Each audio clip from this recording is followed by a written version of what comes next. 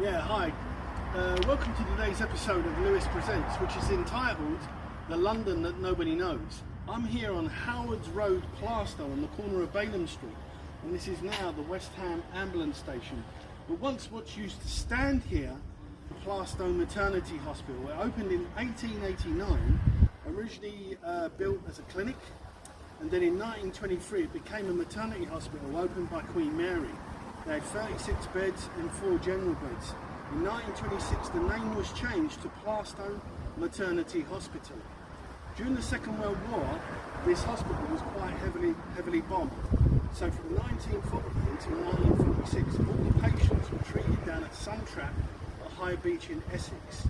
And then this hospital became part of the NHS in 1948.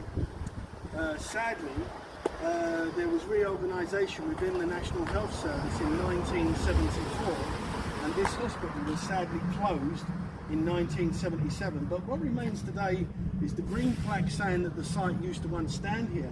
But these walls and these gates here, which is now housed in the ambulance station, was where the maternity hospital used to be. There was a famous person born here on the 24th of February 1949. The comedian and folk singer Richard Digance was born in this hospital. So when the hospital closed in 1977, the maternity services were sent down to Forest Gate Maternity. That closed in 86, and now everything, all maternity services are done at Newham General Hospital. But they do have a green plaque up there saying that this hospital once stood here.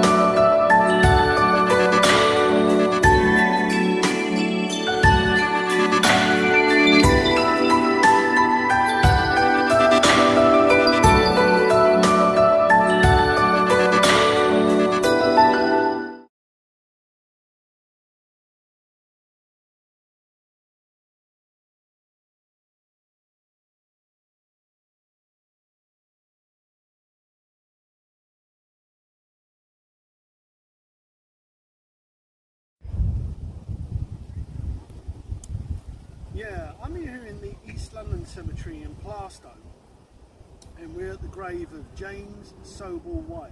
This man is a US Civil War veteran. He was born in 1843 in Stepney in the East End of London at number 1 Free Compass Court. By 1863, they don't know why he was in America. They think possibly he was travelling, maybe he could have been a gold prospector, maybe he could have been just living there. But in 1863 he joins the 113th Ohio Infantry Volunteers and fights on the side of the Union under the leadership of General Sherman. He fought in North Carolina, South Carolina, the Siege of Savannah and the Atlantic Campaign. And then finally in 1865 he was discharged in Louisville, Kentucky. And they said in 1866 he was back living in London. And in 1874 he married Elizabeth Stevens in St Thomas's Church in Bethnal Green in the East End of London, and they had 7 children together. But then he'd started moving in all different parts of the East End of London.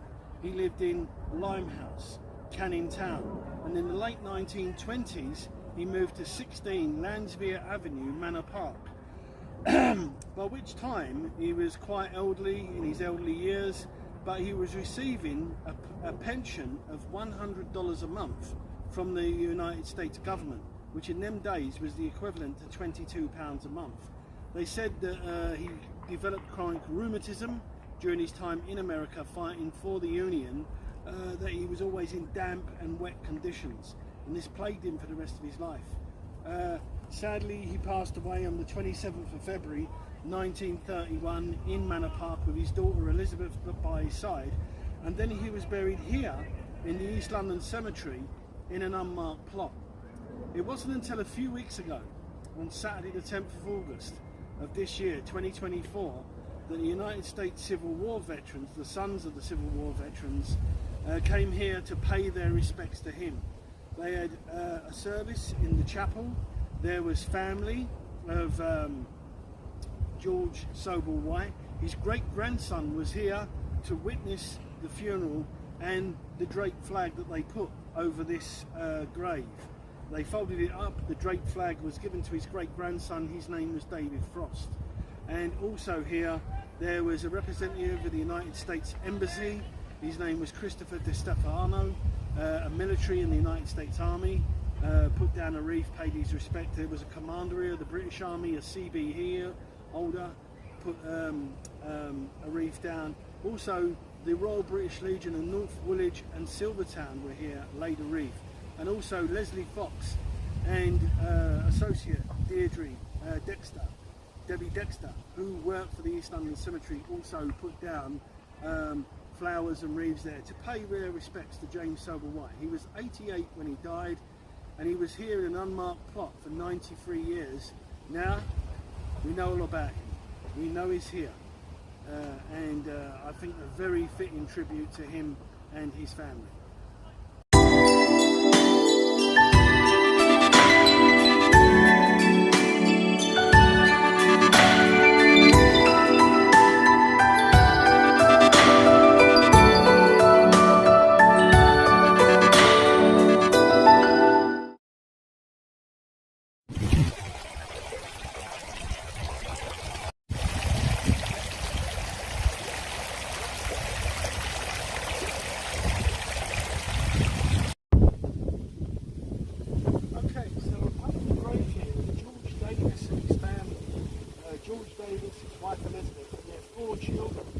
They all perished in the Princess Alice disaster on the 3rd of September 1878.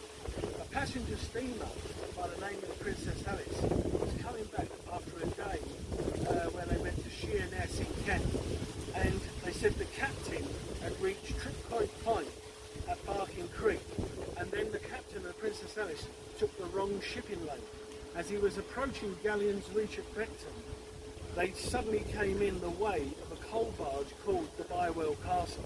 Both captains took evasive action, but they couldn't prevent the collision. He said that the Bywell Castle went straight into the Princess Alice. The Princess Alice snapped in half and sank within 4 minutes. The Bywell Castle sent out the lifeboats. They sent out ropes, anything they could find. They said over 700 people drowned in that disaster because as the two ships collided, 75 million gallons of raw sewage had been pumped into the River Thames. A lot of people who went into the sea couldn't swim. Women had dresses on that were too heavy. But the Bywell Castle did pick up 140 survivors, but some of them died days later from the raw sewage that they ingested. They said that most of the people who died that day in the Princess Alice disaster are buried in a mass grave in the North Woolwich Cemetery. But this one here is dedicated to George Davis, Elizabeth, his wife, and their 4 children who died that day in the Princess Alice disaster. Still to this day, this is the worst disaster that's ever happened on the River Thames.